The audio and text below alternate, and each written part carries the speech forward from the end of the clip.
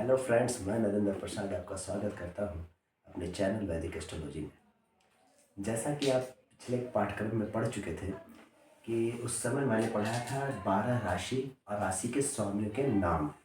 और जैसा कि मैंने आपसे कह रखा था कि आपको राशि का क्रमबद्ध और उसके स्वामियों का नाम क्रम से याद कर लेने के लिए, इसी प्रकार आज भी कुछ मेहनत भरा काम है। जैसे कि आप सामने देख पा रहे हैं, ये ऑलरेडी कालपुरुष की कुंडली है। इसमें 12 घरों के नाम, 12 घर यहाँ पे डिनोटेड हैं और प्रत्येक घर के अपने अपने कारकत्व स्वामी होते हैं। जैसे हम अगर डिस्कशन करें फर्स्ट हाउस पे, तो पहले घर को कहा जाता है लग्न भाव।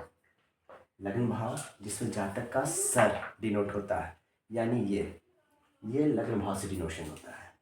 लग्न भाव से व्यक्ति का पूरी मानसिकता आप पढ़ सकते हैं, व्यक्ति कैसे विचारधारा के वो आप जान सकते हैं, व्यक्ति के हाव भाव और उनकी आयु क्षमता, यानी कि इससे आप अगर ये लग्न भाव बलवान रहा, लग्न के स्वामी अगर बलवान पोजीशन पे है, तो आप ये कह सकते हैं कि ये आयु इनकी अच्छी रहेगी। द्वितीय भाव में अगर बात करें तो द्वितीय भाव होता है धन भाव, कुटुंब भाव।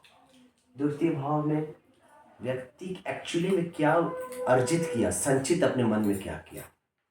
बहुत कोई लोग इनसे धन से भी जोड़ते हैं, लेकिन व्यक्ति के अंदर की भी बातें होती हैं कि वह लाइफ में किसको वैल्यू देता है।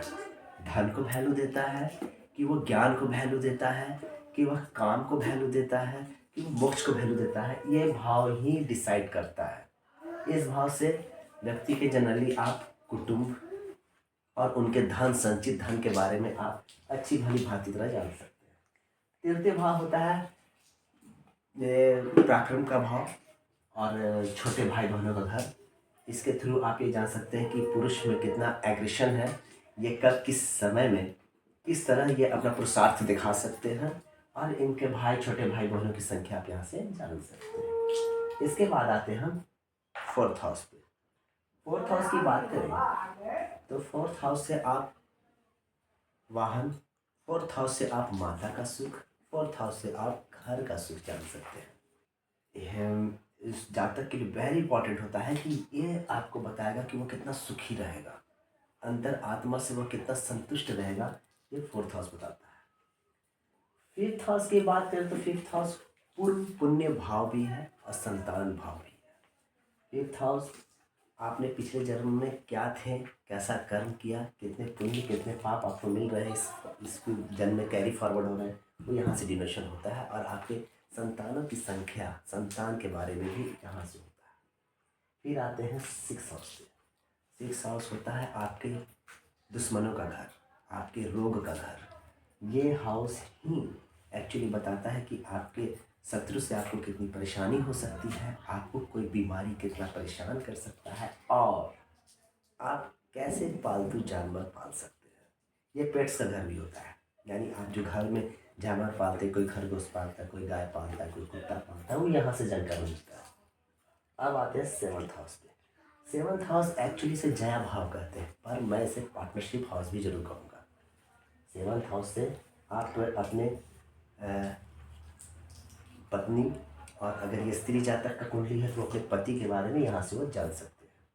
इससे आप पार्टनरशिप बिजनेस भी जान सकते हैं।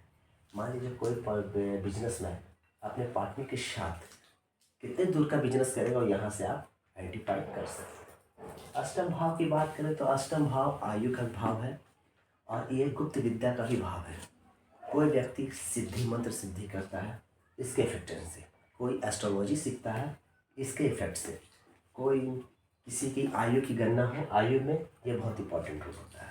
और कोई एमएससी करता है, कोई पीएचडी करता है, डिग्री कोर्सेज की भी हम यहाँ से देखेंगे। अगर डिग्री कोर्स के बारे में जानना है या डिग्री कोर्स कर पाएंगे, इसको हम सीधे यहाँ से देखेंगे। फिर आता है नवम भाव। नवम भाव क्या है? ये धर्म और कर्म का भाव, भाग्य का भाव है। इससे आप कैसे धर्मात्मा बनेंगे, धर्म कर्म पे कितना यकीन करेगा, और आपका लक कितना सपोर्ट करेगा, आपके लाइफ में क्या परसेंटेज लक का रहेगा, वो यहाँ से जानते हैं। अब आते हैं दसम भाव पे। दसम भाव अक्सर ये कार्यस्थली का भाव है, जिससे आपके जीवन की उपार्जन होगी। जैसे कि आप जीविकोपार्जन के लिए आप क्या कमाइएगा, वो यहाँ से पता चलेगा। लेकिन नाड़ी ज्योतिष में 10वें भाव को कार्य क्षेत्र का भाव के साथ साथ इसे यमराज का घर भी कहते हैं। अब आते हैं 11th हाउस पे। यह है प्राप्ति का घर। आप लाइफ में क्या प्राप्त कीजिएगा, कैसे कीजिएगा, आप कितना एग्रेसिव भाव से छीन सकते हैं या प्राप्त करने में आपको कितनी परेशानी हो सकती है, और आय का भाव भी इसे ही कहते हैं। उसके बाद आते हैं 12th हाउस। दोस्तों 12th हाउस इसे शमशान कह सकते हैं आप, इसे आईसीयू कह सकते हैं, इसे वैसा घर कह सकते हैं जो व्यक्ति एक बार पलायन कर जाए दोबारा लौट के नहीं आता। 12th हाउस के बारे में आज एक इम्पॉर्टेंट बात आपको मैं बता देता हूँ। हर घर अपने अगले घर का 12th हाउस है। हर घर अपने आगे हुए घर का 12th हाउस है। अगर किसी घर का स्वामी उसके एक घर आगे बैठ गया तो वह अपने से 12th हाउस में बैठ गया, तो उस घर के लिए वो रिजल्ट ठीक नहीं होगा। अब आते हैं इन भावों के कार्यकर्ता स्वामी के बारे में। जैसे कि आप देख पा रहे हैं, ये चार्ट है। फर्स्ट हाउस का स्वामी, फर्स्ट हाउस का कार्यकर्ता जो होते हैं वो सूर्य होते हैं, भगवान सूर्य। सेकेंड हाउस के गुरु होते हैं, थर्ड हाउस के मंगल होते हैं, फोर्थ हाउस के चंद्र मंगल शुक्र होते हैं, फिफ्थ हाउस के गुरु होते हैं, सिक्स्थ हाउस जैसे मैंने बताया था ये गुप्त शत्रु और रोग का घर है, तो उसके लिए मंगल और शनि होते हैं। अब आते हैं 7th हाउस, इसके शुक्र होते हैं। 8th हाउस इनके शनि होते हैं। 9th हाउस इसके सूर्य और गुरु दोनों होते हैं। 9th हाउस भाग्य भाव। और 10th हाउस सूर्य बुध गुरु शनि, ये 4 होते हैं इसके कारकत स्वामी। फिर आते हैं 11th हाउस, इसके गुरु होते हैं। और 12th हाउस के कारकत केतु और शनि होते हैं। कहा जाता है 12th हाउस में जब केतु महाराज बैठ जाए वो व्यक्ति का आखिरी जन्म होता है, उसके बाद वो मोक्ष को प्राप्त होता है।